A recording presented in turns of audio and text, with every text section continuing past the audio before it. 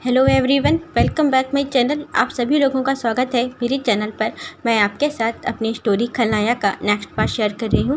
पर उससे पहले यदि आपको मेरी स्टोरी अच्छी लगती है तो प्लीज़ एक कमेंट और लाइक ज़रूर करिएगा। एंड अभी तक आपने सब्सक्राइब नहीं किया है तो सब्सक्राइब भी कर लीजिए। फ्रेंड, आप लोग कमेंट बिल्कुल भी नहीं करते, प्लीज़ आप लोग एक कमेंट करिए जिससे कि मैं मोटिवेट हूँ और मैं स्टोरी को जल्द से जल्द लाने की कोशिश करूँ। तो चलिए हम अपनी स्टोरी स्टार्ट करते हैं। हमने देखा था कि वांगजी बहुत ही ज़्यादा फ्रस्ट्रेट था, बहुत ज़्यादा टेंशन में था और इस चीज़ की वजह से वो विंग को अपने पास खींच करके वो विंग को डीपली किस कर रहा था। और विंग ने भी अपने दोनों हाथों को वांगजी के अराउंड कर लिया था, वांगजी के वेस्ट पे डाल लिया था और वांगजी के पास वो और भी ज़्यादा पास वो क्लोज चला गया था। और वांगजी और विंग दोनों ही एक दूसरे को आँखों को क्लोज करके बस एक दूसरे को किस कर रहे थे और विंग ना वांगजी को सपोर्ट कर रहा था खुद को किस करने में। तभी ना हॉस्पिटल का जो रूम है वहाँ पर कुछ लोग आ करके खड़े हो जाते हैं और वो लोग बोलने ही वाले थे कि विंग तुम कैसे हो, लेकिन उनकी आवाज़ मुंह के अंदर ही रह जाती है। और विंग और वांगजी को इस तरह देख करके वहाँ पे सभी लोग ना सरप्राइज थे और वो स्माइल कर रहे थे। फिर उन्होंने काफ़ी देर तक वेट किया कि यदि इनका बंद हो जाए तब वो कहीं जा कर के विंग से मिल लें, क्योंकि विंग की तबीयत पूछने आए थे तो विंग से मिल लें। लेकिन इनकी किस्त उन्हें लग नहीं रहा था कि इतनी जल्दी विंड ख़त्म होने वाली है, क्योंकि उन्हें यदि सांस लेने में दिक्कत हो रही थी, दोनों लोगों को ब्रीथ लेने में प्रॉब्लम हो रही थी, तो वो कुछ समय के लिए, कुछ सेकेंड के लिए एक दूसरे से दूर जाते और वो फिर वांगजी विंग को खींच करके अपने पास उसे फिर से किस करना स्टार्ट करता। तभी वहाँ उन्होंने उससे रूम के डोर पे ना नॉक किया। तो जब नॉक किया ना तब जा कर के वांगजी और विंग का ध्यान एक दूसरे से हटता है और उन्हें नॉक की आवाज़ सुनाई देती है। तब विंग ना वांगजी को खुद से दूर करता है। वांगजी ने देखा कि विंग कितना ज़्यादा ब्लश कर रहा है, क्योंकि विंग ने अपनी तिरछी नज़रों से देख लिया था कि डोर पे कौन खड़ा हुआ है। डोर पे वहाँ पर सिचेन काका खड़े हुए थे और जियांग चैंग था और वहाँ पर विंग के फ्रेंड न्यू होशैंग, शुयांग, सभी लोग ना उनके हालचाल पूछने के लिए आए हुए थे और वहाँ सभी खड़े थे।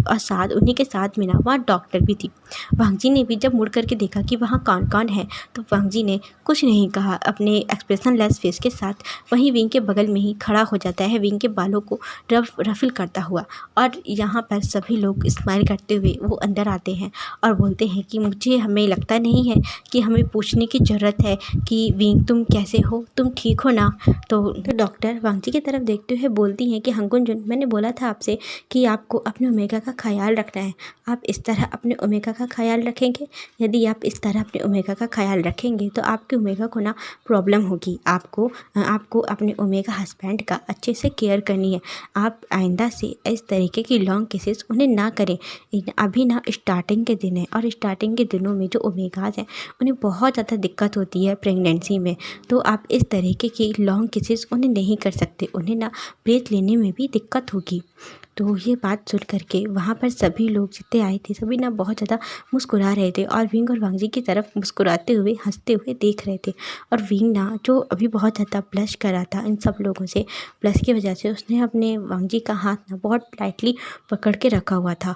और जब उसने सुना कि प्रेगनेंसी क्या वो प्रेग्नेंट है, तो ये बात सुन करके उसने तुरंत ना डॉक्टर की तरफ देखा और फिर वो वांगजी की तरफ देखा। उसने फिर डॉक्टर की तरफ देखा और वो सरप्राइजिंगली बोलता है कि डॉक्टर आपने क्या कहा, अभी फिर से कहिए। तो डॉक्टर कहती हैं क्या, तो विंग कहता है कि आपने कहा ना कि मैं प्रेग्नेंट हूँ, आई एम प्रेग्नेंट। तो डॉक्टर कहती है yes you are pregnant, congratulation, आप बहुत जल्दी माँ बनने वाले हैं। आपको ये बात आपके हस्बैंड ने नहीं बताई। तो विंग ना वांगजी की तरफ देखता है और बोलता है लंजा, क्या तुम्हें भी पता है और तुमने मुझे क्यों नहीं बताया अब तक। तो वांगजी कहता है विंग, मैं बताने ही वाला था, मुझे भी बस अभी ही बताया डॉक्टर ने, उसी की वजह से तुम अनकॉन्शियस हो गए थे। तो विंग ना बहुत बहुत ज़्यादा खुश था, बहुत ही ज़्यादा। और उसने तुरंत वो वहीं अपने बेड पे ही उठ करके वो अपने नीज़ के बल बैठा और जा करके उसने वांगजी को डायरेक्टली हक कर लिया, अपने दोनों हाथों को वांगजी के वेस्ट के अराउंड किया और वांगजी को उसने हक कर लिया। और वांगजी वहीं बेड के बगल में खड़ा था और विंग वहाँ बेड पे अपनी नीज़ के बल बैठा था और वांगजी को वो टाइट हक करते हुए बोलता है लंजा कंग्रेचुलेशन, मैं बहुत बहुत ज़्यादा हैप्पी हूँ और मैं तुम्हारे लिए भी बहुत ज़्यादा हैप्पी हूँ। कंग्रेचुलेशन लंजा, तुम फादर बनने वाले हो और मैं मदर। ये बोलते हुए ना विंग बहुत ज़्यादा हैप्पी था, बहुत ही ज़्यादा। विंग की इतनी ज़्यादा खुशी देख करके, इतनी ज़्यादा हैप्पीनेस देख करके ना वांग जी की टेंशन और भी ज़्यादा बढ़ती जा रही थी। वो अपने मन में सोच रहा था कि वो कैसे बताएगा कि वो बिल्कुल भी खुश नहीं है। विंग जिस प्रेगनेंसी को सुन करके, जिस बेबी को सुन करके इतना ज़्यादा हैप्पी हो गया है, वांग जी इस प्रेगनेंसी को सुन करके उतना ही ज़्यादा दुखी और सैड हो गया है। उसकी टेंशन बढ़ गई है। वो सोच रहा था कि मैं विंग को कैसे बताऊँ कि वो इस बच्चे को नहीं चाहता। वो तो अबॉर्शन कराने के बारे में सोच रहा है कि वो विंग का अबॉर्शन करा देगा। विंग को ये बात कैसे बताएगा? यदि विंग को पता चला कि वांग जी इस बच्चे को नहीं चाहता और वो अबॉर्शन कराना चाहता है, तो विंग बहुत ही ज़्यादा दुखी और सैड हो जाएगा। और वांग जी अपने बेबी को, अपने विंग को बिल्कुल भी सैड नहीं करना चाहता। वांग जी अपने और विंग के बीच में किसी को भी नहीं चाहता, किसी को भी नहीं। वो चाहे उसका बेबी ही क्यों ना हो। यदि बेबी इस दुनिया में आया तो वांग जी और विंग के बीच में वो हमेशा रहेगा और वो इन दोनों को ना हमेशा डिस्टर्ब करता रहेगा, जो कि वांग जी बिल्कुल नहीं चाहता। और बच्चे बच्चे ना एक कमज़ोरी होते हैं, एक माता पिता की कमज़ोरी होते हैं। और वांग जी अपनी कमज़ोरी, अपनी वीकनेस नहीं चाहता। वांग जी एक स्ट्रांग पर्सन है और वो नहीं चाहता कि वो किसी की वजह से भी वीक हो। इसलिए ना वांग जी इस बच्चे को नहीं चाहता। वांग जी क्या क्या करे, बस अपने मन में यही सोच रहा था। यही सब सोचते हुए वो विंग के बालों में अपने हाथों को बस फहराए जा रहा था। और विंग ना वांग जी को वह बहुत ही टाइट हग किए हुए था और वो बहुत ज़्यादा हैप्पी था, बहुत ही ज़्यादा। और बोल रहा था, लंजा माय स्वीट हार्ट, मैं बहुत ज़्यादा हैप्पी हूँ। तुमने मुझे बहुत बड़ी खुशी दी है, बहुत ही बड़ी। अब हमारी फैमिली कंप्लीट हो जाएगी। विंग के मन में यही सब चल रहा था। और वहाँ खड़े बाकी सब लोग, जो लोग उन्हें देख रहे थे, वो भी बहुत ज़्यादा हैप्पी थे और खुश होते हुए वो लोग सब एक साथ कहते हैं कि हम भी हैं, हमसे भी तो अपनी खुशी शेयर कर लो विंग, कि बस तुम अपने वांग जी के ही गले लगे रहोगे। तब विंग ने जब उन सबको सुना तो विंग उनसे अलग हुआ और उन सब की तरफ देखता है स्माइल करते हुए। और वांग जी भी फिर सबको देखता है। तो सिजान कहता है, वांग जी वेरी वेरी कंग्रेचुलेशन। विंग तुम्हें भी बहुत बहुत बधाई। मैं बहुत ज़्यादा खुश हूँ, बहुत ही ज़्यादा हैप्पी हूँ कि तुम्हारा और वांग जी का एक छोटा सा अंश इस दुनिया में आएगा, तुम दोनों का प्यार बन करके। तो विंग कहता है, विंग ने हाँ में सर हिलाया और वांग जी ने कुछ नहीं कहा। तो जो शुयांग है वो बोलता है कि very very congratulation boss, congratulation little master, मैं बहुत ज़्यादा हैप्पी हूँ। अब रियल में एक छोटा सा लिटिल मास्टर आने वाला है, तो मैं पहले से ही प्रिपेयर हूँ उसके केयर करने के लिए, उसके नखरे उठाने के लिए। तो वांग जी और विंग ना, वो लोग, वांग जी तो कुछ नहीं बोल रहा था, वो एक्सप्रेशन लेस फेस के साथ वहाँ खड़ा हुआ था और सबको बस देखे जा रहा था। और विंग ना स्माइल कर रहा था, बहुत ज़्यादा हैप्पी था। तभी डॉक्टर बोलती हैं कि आप लोगों को अपनी खुशी में ये नहीं भूलना है कि आपको इनका बहुत ख्याल रखना है। उसने वांग जी की तरफ देखते हुए बोला विंग के लिए कि आपको अपने ओमेगा का बहुत ख्याल रखना है, आपको लापरवाही बिल्कुल भी नहीं करनी। मैं आपको एक चार्ट दे दूँगी, आप ना उस चार्ट के हिसाब से इनका अच्छे से ख्याल रख सकते हैं, केयर कर सकते हैं।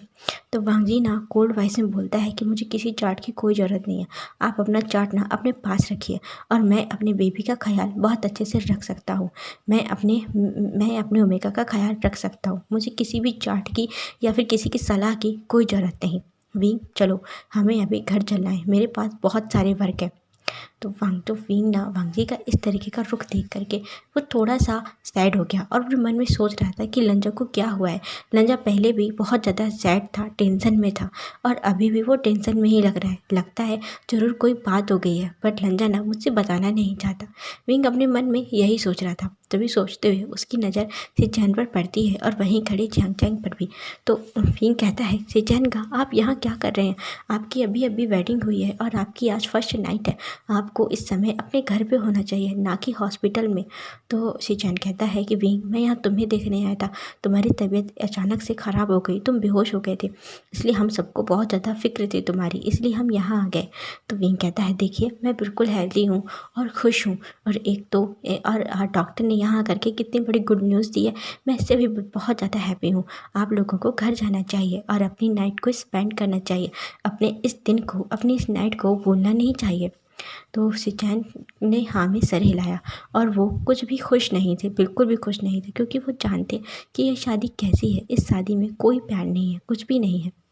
अब हमें कुछ समय बाद का सीन दिखाते हैं कि हॉस्पिटल के बाहर वहाँ पर एक कार खड़ी थी, उस कार में विंग बैठा हुआ था और कार से कुछ दूरी पर वहाँ पर वांग जी और सिचैन दोनों लोग खड़े हुए थे और वांग जी के पास में ही शुयांग भी वहीं खड़ा हुआ था। तो सिचान बोल रहे थे। सिचान कहते हैं वांग जी, मैंने वहाँ पर डिन्यांग अंकल को देखा। तो वांग जी कहता है कि आप डिन्यांग अंकल मत कहिए, वो ना जियांग फैमियान बन करके अभी तक फ़ॉरेन में रह रहे थे। मैंने उसके बारे में पूरी डिटेल निकाल ली है। वो इस दुनिया वो ना इस कंट्री में क्यों नहीं आ रहे थे, अब मुझे पता चल गया है। और उसने अपना नाम बदल दिया है, अब वो जियांग फैमियान बन गया है, ना कि कोई डिन्यांग है। तो जो सिचान है वो बोलता है कि वांग जी, मुझे लगता है तुम्हें ना ये रिवेंज लेने का जो तुम्हारे मन में भूत सवार है, ये तुम्हें छोड़ देना चाहिए। तुम्हें अब आगे बढ़ना चाहिए। तुम्हारा अब बेबी आने वाला है, तुम्हें उसका ख्याल रखना चाहिए, तुम्हें विंग का भी ख्याल रखना चाहिए। तुम इन सबको छोड़ दो और ये पूरी दुनिया छोड़ करके तुम अलग अपनी नई दुनिया बसाओ। ये अच्छी नहीं है, ये खून खराबा, तुम कब तक इसमें रहोगी। और ये रिवेंज लेने से सिर्फ किसी एक का नहीं, दोनों का ही नुकसान होता है। तो वांग जी कहता है, काका आप क्या कह रहे हैं? हाँ, जिसने हमारी माँ के साथ इतना कुछ किया है, उसकी वजह से हमने कितना सफ़र किया है, हम उस पर्सन को छोड़ दें? आप भूल सकते हैं पर मैं नहीं भूल सकता। कहीं ऐसा तो नहीं कि वो आपके फादर इन लॉ है, इसलिए आपके मन में उनके लिए कोई सॉफ्ट कॉर्नर आ गया है? तो जो सिचान है वो बोलता है, वांग जी ऐसा मत कहो। तो वांग जी कहता है, तो और मैं क्या कहूँ, मैं सही तो कह रहा हूँ। जैसे ही आपको पता चला कि वो आपके फादर इन लॉ है, आपके हस्बैंड के फादर हैं, तो आपके मन में उनके लिए सॉफ्ट कॉर्नर आ गया है ना। पर मेरे मन में नहीं आ सकता, मैं उस पर्सन को ज़िंदा नहीं छोड़ूंगा। मैंने उसकी पूरी डिटेल निकाल ली है। वो पिछले 15 सालों से वो पिछले 15 सालों से ही ना आउट ऑफ कंट्री रह रहे थे, और अब वो वापस आए हैं अपनी बेटी की शादी में। बहुत अच्छा हुआ कि आपकी शादी में मुझे वो देखने को मिल गया, वरना मैं तो उसे ढूंढ ही लेता, पर कुछ समय और लगता। पर अब वो मेरे सामने है, मैं उसे छोड़ूंगा नहीं, मैं उसे जीने नहीं दूंगा। तो जो सिचान है वो बोलता है, वांग जी लेकिन। तो वांग जी कहता है, बस काका आप घर जाइए, आपकी ना न्यू लाइफ है, आप ना उसे स्टार्ट कर रहे हैं, तो आप हैप्पली अपनी न्यू लाइफ को स्टार्ट करिए। और मुझे क्या करना है क्या नहीं करना है आप मुझे सलाह मत दीजिए। इतना बोल करके वांग जी वहाँ से चला जाता है, और वांग जी के पीछे या शुयांग भी उसे फॉलो करता हुआ वहाँ से चला जाता है। सिचान कुछ देर खड़े होकर के वांग जी को देखते हैं और कुछ सोचते हैं, और इसके बाद ना सिचान भी वहाँ से मुड़ करके जो दूसरे साइड देखते हैं, तो वहाँ पर ना जियांग चैंग गाड़ी पे पहले से ही बैठा था उस कार पे। तो सिचान वहाँ जा कर के जियांग चैंग के पास में जा कर के बैठ जाते हैं उस कार में, और वो दोनों वहाँ से निकल जाते हैं। और यहाँ विंग और वांग जी भी वो दोनों ही अपनी कार में अपने मेंशन के लिए चले जाते हैं। अब हम देखते हैं कि कुछ समय बाद का सीन। अब करीब 2 दिन हो गए थे। इन 2 दिनों में सिचान जब अपने घर गए थे, तो वहाँ पर सिचान का वेलकम किसी ने भी नहीं किया। ना ही वहाँ पर मैडम यू ने उसका वेलकम किया, ना ही यानली ने वेलकम किया। कोई खुशी नहीं था सिचान और जियांग चैंग की शादी से, किसी ने भी सिचान को नहीं अपनाया था। तो सिचान ना उस घर को छोड़ करके आज सुबह ही अपने फ्लैट में आ चुके थे, और उन्होंने जियांग चैंग से कहा था कि चैंग मैं यहाँ नहीं रह सकता, मुझे यहाँ कोई पसंद नहीं करता, और मैं नहीं चाहता कि मेरा फेस देख करके रोज़ सभी लोगों का दिन खराब हो जाए, इसलिए मैं अपने ही फ्लैट में रहना चाहूँगा। तो जियांग चैंग ने कहा कि मैं ना तुम्हें अकेले नहीं छोड़ सकता, मेरी शादी तुमसे हुई है, अब तुम मेरी जिम्मेदारी हो, तुम जहाँ रहोगे मैं भी वहीं रहूँगा। तुम मेरे घर पे नहीं रहना चाहते तो मैं तुम्हें फोर्स नहीं करूँगा, क्योंकि मैं अपनी माँ और बहन को बहुत अच्छे से जानता हूँ।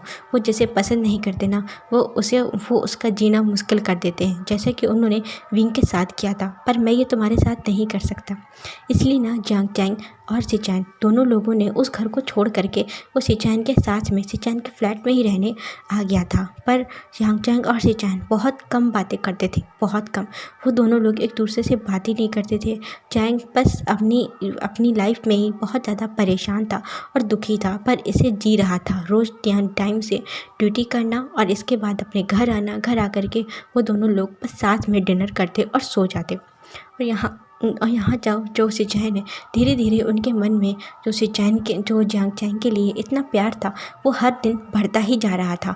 और वो अपनी इस वेडिंग लाइफ को वो चाहते थे कि अच्छे से रहें, और इस रिश्ते को ना वो एक मौका देना चाहते थे। वो चाहते थे कि जियांग चैंग के मन में वो अपने लिए प्यार जगा सके, इसलिए ना उन्होंने अब कोशिश करना स्टार्ट कर दिया था। जियांग चैंग का वो बहुत ख्याल रखते थे। जियांग चैंग यदि मॉर्निंग से खाना खा करके नहीं नहीं जाता तो वो सिचैन ना उनके लिए लंच वांग जियांग के लिए लंच रेडी करता और उसे ऑफिस में उसके लंच देने जाता। और जियांग ये जब तक ना रात में नहीं आता तब तक जो सिचैन है वो भी खाना नहीं खाते थे। वो ना जंगसा के साथ ही खाना खाते थे बैठ करके, जिससे कि ना जो चैंग है उसे अच्छा लगता था, क्योंकि चैंग को अकेले खाना खाना बिल्कुल भी पसंद नहीं था। पर उसके घर में भी ना उसका कोई इंतज़ार नहीं करता था, पर यहाँ पर सिचैन उसका वेट करते थे चाहे कितनी भी नाइट हो जाए। चैंग ना कभी कभी तो उसे फ़ोन करके बोलता भी था कि तुम ना अपना खाना खा लो, मुझे लेट हो जाएगा। पर जो सिचैन है वो उसका वेट करते, इसलिए चैंग को आना ही पड़ता सिचैन के लिए, कि यदि वो नहीं आएगा तो सिचैन फिर खाना नहीं खाएंगे। और सिचैन भी पूरे दिन हॉस्पिटल में वर्क करते बहुत ज़्यादा बिजी हो जाते होंगे, अपने पेशेंट में बहुत ज़्यादा टायर्ड हो जाते होंगे। इसलिए ना सिचैन बीमार ना हो जाए तो सिचैन का ख्याल रखते हुए, ध्यान देते हुए वो आता ही था अपने हस्बैंड सिचैन के साथ खाना खाने के लिए। दोनों लोगों की तो दूरियां हैं अब वो धीरे धीरे नज़दीकियों में बदलने लगी थी। चैंग जब भी अपनी ड्यूटी पर जाता तो वहाँ पर ना उसे जो वेंचिंग है वो उसे दिखती तो थी, पर वो वेंचिंग से बिल्कुल वो एक ऑफिशियल ऑफिसर की तरह ही बात करता, जैसे कि ऑफिशियल बात करता, कुछ भी पर्सनल टॉक नहीं करता था। और जिससे ना वेंचिंग को बहुत ज़्यादा हर्ट होता था, क्योंकि वेंचिंग चैंग से बहुत प्यार करती थी। पर चैंग को अपने हस्बैंड के साथ हैप्पी देख करके, सिचैन के साथ खुश देख के उसे अच्छा लगता था। सिचैन और चैंग के बीच में जो एज डिफरेंट भी था, जिसकी वजह से सिचैन और भी ज़्यादा संकोच करते थे और बहुत ज़्यादा शर्माते थे अपनी हर एक बात कहने पर चैंग से।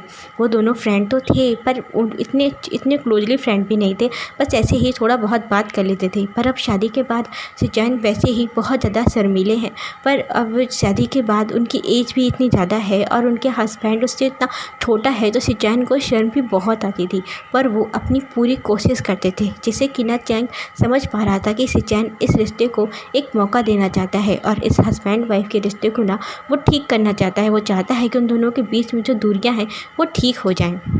तो चैंग भी उसे करने दे रहा था, क्योंकि चैंग समझ गया था कि अब उसकी शादी हो गई है तो वो कितना भी उससे दूर रह ले, पर सिचैन उसका हस्बैंड है तो उसे उसका ख्याल रखना ही होगा। और उन दोनों लोगों को अब पूरी लाइफ एक दूसरे के साथ ही बिताना है। तो जब एक दूसरे के साथ रहना है तो क्यों ना वो दोनों प्यार से एक दूसरे के साथ रहें। तो चैंग और सिचैन की लाइफ धीरे धीरे अब पटरी पर आ रही थी।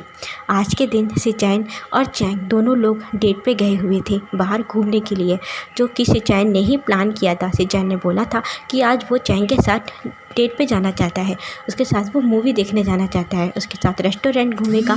तो जो चैंग के पास में टाइम तो नहीं था, पर सिचैन के बाद सिचैन का मन दुखी ना हो जाए इसलिए वो मान गया था उसके साथ डेट पे जाने के लिए।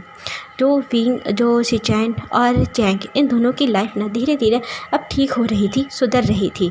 और यहाँ पर जो वांगजी और विंग की लाइफ ना अब बिगड़ रही थी। वांगजी को जब से पता चला है कि विंग प्रेग्नेंट है और वो विंग को ले करके घर आया है, तब से उसने विंग से दूरियां बना ली हैं। वो जब विंग के सोने के बाद रात में उसके पास आता और बस उसे हक करके वो सो जाता, और सुबह विंग के उठने से पहले ही वो घर से बाहर चला जाता। विंग का वो बिल्कुल भी ख्याल नहीं रखता, विंग कब खा रहा है, कब सो रहा है। वांगजी देखता तो था, पर विंग को वो टोकता नहीं था कि विंग ने क्यों नहीं खाया, विंग खाना क्यों नहीं खा रहा है, विंग ब्रेकफास्ट क्यों नहीं कर रहा है। तो जिससे ना विंग बहुत ज़्यादा दुखी था, सैड था। और विंग जो वांगजी के कंपनी में अकाउंटेंट का वर्क संभाल रहा था, उसमें भी वो बहुत ज़्यादा बिजी रहने लगा था। अपने आप को वो बिजी कर रहा था, क्योंकि घर पे वो रहता तो उसे अपने लंजा की याद आती, जबकि वांगजी ना उसको समय नहीं दे रहा था। विंग ने काफ़ी कोशिश भी की वांगजी से बात करने की, पर वांगजी ना उसकी बात को कभी भी कंप्लीट नहीं होने देता और बीच में ही उसे बहाने बना करके वहाँ से चला जाता था कि मेरे पास समय नहीं है, मैं तुमसे बाद में बात करूँगा। और वांगजी ना समय देख रहा था, मौका ढूंढ रहा था कि विंग से वो बता पाए कि उसे ये बेबी नहीं चाहिए, विंग ना इसका ऑपरेशन करा ले। पर वो कह ही नहीं पा रहा था। उसे बहुत मुश्किल हो रही थी कि इस बात को विंग से कैसे कहे। यदि वांगजी ने कहा कि वो बच्चा नहीं चाहता, विंग अबॉर्शन करा ले, तो विंग का दिल टूट जाएगा, वो बहुत दुखी हो जाएगा। ना जाने वो क्या करेगा, कहीं वो वांगजी को छोड़कर ही चला गया तो नहीं। लंजा विंग के बिना नहीं रह सकता। वांगजी अपने मन में हमेशा यही सोचता था, और विंग के सोने के बाद ना उसके पास आता और घंटों उसे देखता और फिर सोता। और यहाँ विंग ना बहुत ज़्यादा बेचैन हो रहा था अपने लंजा के लिए। उसे अपने लंजा की याद आती थी। उसे वो बहुत ज़्यादा मिस करता था, क्योंकि विंग और वांगजी हमेशा एक दूसरे को किस करके, हग करके या फिर एक दूसरे के साथ में कुछ बातें करके सोते, और मॉर्निंग होते ही वो दोनों लोग साथ में ही ब्रेकफास्ट करते थे, साथ में लंच करते थे, साथ में टाइम स्पेंड करते थे, प्ले करते थे, बहुत सारी बातें करते थे, जिससे कि विंग को ना लंजा की हैबिट हो गई थी। और यहाँ वांगजी भी विंग को बहुत मिस कर रहा था, पर वो इस कस में था कि विंग से वो कैसे कहे, और यदि वो विंग के साथ ज़्यादा टाइम स्पेंड करेगा और विंग ने उससे बेबी के बारे में बात कही तो वांगजी गुस्से में आ करके उससे बोल ही देगा कि उसे ये बेबी नहीं चाहिए, ये बेबी हम दोनों के बीच में आ रहा है, दूरियां पैदा कर रहा है। तो वांगजी के मन में यही सब चल रहा था। और यहाँ जब से उसे डिनयांग के बारे में पता चल गया था कि जांग फैमियान ही डिनयांग है, तो उसने अपने सारे आदमियों को लगा दिया था कि तुम जा कर के डिनयांग को कैसे भी करके पकड़ो, मुझे ना उसे जान से मारना है, पर उसे सब कुछ बता करके। और यहाँ पर जो जांग फैमियान है, उन्होंने जब से शिचैन को देखा है तो उनके दिमाग में हमेशा यही रहता है कि उन्होंने इस बच्चे को तो कहीं देखा है, शिचैन को तो कहीं देखा है, इस लड़के को उसने कहाँ देखा है उन्हें याद नहीं आ रहा, क्योंकि शिचैन का चेहरा उन्हें बहुत जाना पहचाना सा लगता है, पर वो पहचान नहीं पा रहे हैं, बहुत ज़्यादा साल हो गए हैं। और यहाँ विंग और वांगजी बहुत ज़्यादा दूरियाँ उनके बीच में आ गई थी, विंग और वांगजी के बीच में बहुत दूरियाँ आ गई थी, जिससे कि विंग ना बहुत ज़्यादा दुखी और सैड हो गया था। और यहाँ जो शिचैन और चैंग के बीच में सब कुछ ठीक हो रहा था। हम देखते हैं कि ये सब होते हुए ना धीरे धीरे अब पूरे 1 महीने और बीत गए थे। पूरा 1 महीने हो गया था जब विंग और वांगजी ने दोनों ने एक दूसरे के साथ बैठ करके ना खाना खाया था, ना ही टाइम स्पेंड किया था। ये सब तो छोड़ो, उन दोनों ने बैठ करके मुश्किल से 5 मिनट भी बातें नहीं की थी, जिससे कि विंग अब बहुत ज़्यादा फ्रस्ट्रेट हो गया था और वो वांगजी का वेट कर रहा था कि अब जब वांगजी आएगा तभी वो सोएगा।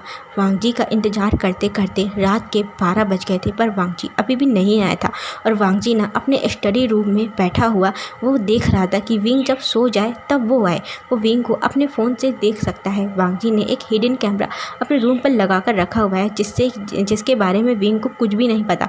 और तो वांगजी ना उसी से बस विंग को देख रहा था, पर विंग ना आज सोने का नाम ही नहीं ले रहा था। तो वांगजी सोच रहा था कि विंग क्यों नहीं सो रहा है।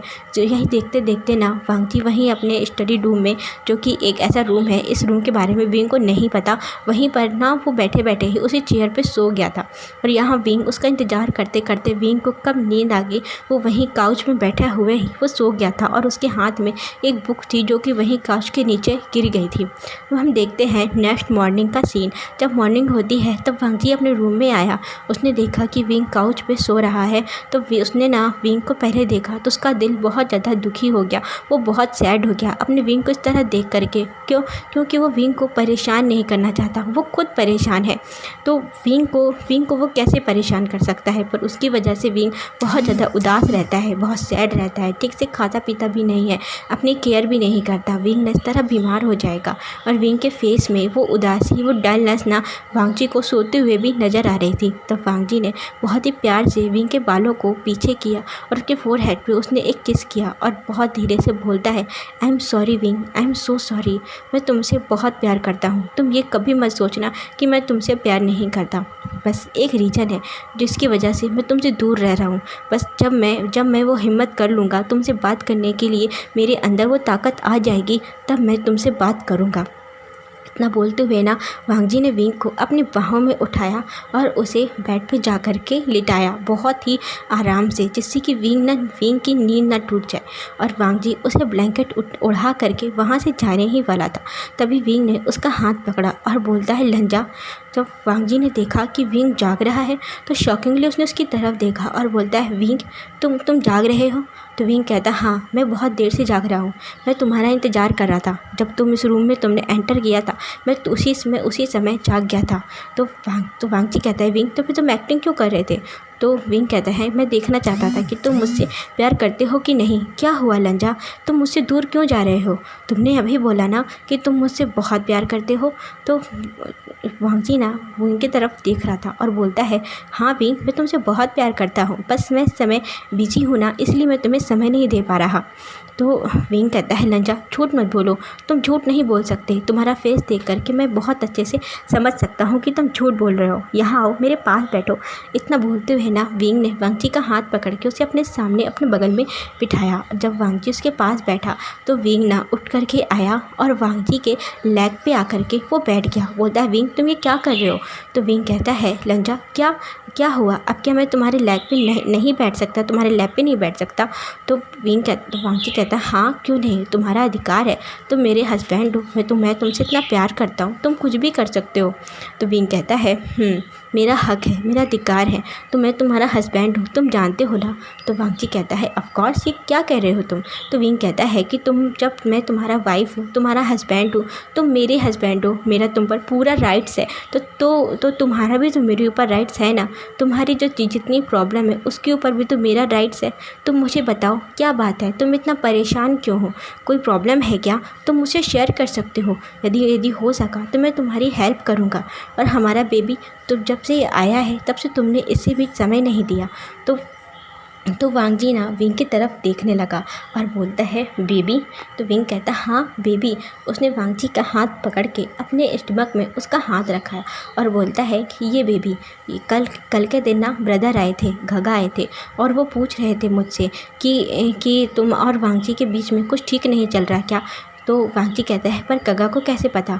तो विंग कहता है गगा ना मुझसे फ़ोन में बात करते रहते हैं और मैंने उन्हें सब कुछ बताया कि तुम मुझे अब समय नहीं देते, जबकि अब तुम्हें ना मुझे और भी ज़्यादा समय देना चाहिए, अपने इस बेबी के लिए भी समय देना चाहिए, ये भी तो तुम्हें मिस करता है। तो वांगची कहता है विंग अभी ये बहुत छोटा है और ये मुझे मिस कैसे कर सकता है, अभी तो इसे कुछ भी पता ही नहीं होगा, ये तो अभी सिर्फ एक बहुत ही छोटा होगा। तो विंग कहता है हाँ छोटा है पर वो सब कुछ महसूस कर सकता है। मैं कितना ज़्यादा सैड हूँ, मैंने तुम्हें कितना मिस किया लंजा। इतना बोलते हैं ना विंग ने वांगजी की चीख पर किस किया। तो वांगजी कहता है विंग मैंने भी तुम्हें बहुत मिस किया, बहुत ज़्यादा, पर मैं तुमसे एक बात कहना चाहता हूँ, यदि तुम सुन सको तो बताऊँ। तो विंग कहता हाँ क्यों नहीं, बताओ। तब वांगजी ने विंग को उठा करके अपने लैब से उठा के वहीं बगल में अपने बेड पे बिठाया और विंग के सामने आकर के अपने फर्श बेड के नीचे ना विंग के लेग के पास आकर के बैठ गया, बेड के नीचे, और अपनी नीज़ पर बैठता हुआ बोलता है विंग के दोनों हाथों को अपने हाथों में ले करके कहता है विंग मैं तुमसे जो कहने वाला हूँ तुम मुझे गलत मत समझना। तो विंग कहता है क्या, बताओ। तो मैं तुम्हें क्यों गलत समझूंगा? तो वांगजी कहता है कि विंग मैं तुमसे बहुत प्यार करता हूँ, बहुत ही ज़्यादा प्यार करता हूँ, मैं तुम्हारे बिना नहीं रह सकता। यदि मैं जो तुमसे कहूँ तुम्हें बुरा लगे तो तुम मुझे बीट कर लेना, गालियाँ दे लेना, पर मुझे छोड़ के जाने की बात मत करना। मैं तुमसे बहुत प्यार करता हूँ, तुम्हारे अलावा और कोई नहीं है जिससे मैं इतना ज़्यादा प्यार करता हूँ। यदि तुम चले गए तो मेरी सांसें रुक जाएंगी। तो विंग कहता है लंजा बताओ तो क्या बात है, तुम मुझे टेंशन दे रहे हो।